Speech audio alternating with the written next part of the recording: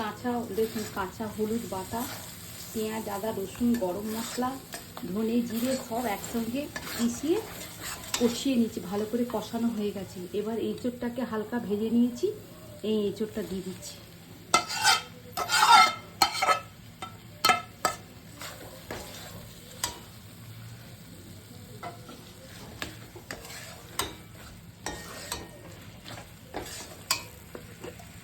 এবার একটু ঘি দেব, অল্প একটু ঘি দেব, বেশি না।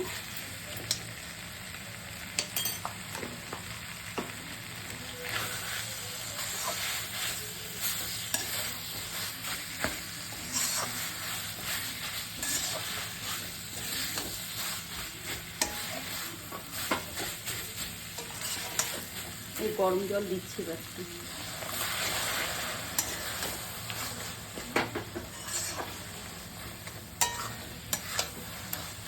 এটা কষানো হয়ে গেছে তো, তাই বেশি কষালাম না।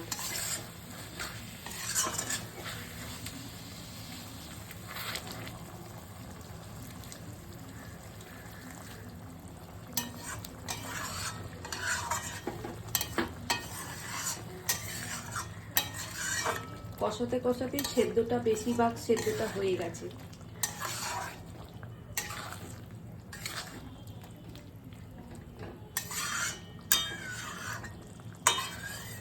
কড়াটা একটু পরিষ্কার করে রাখলে দেখতে ভালো লাগবে।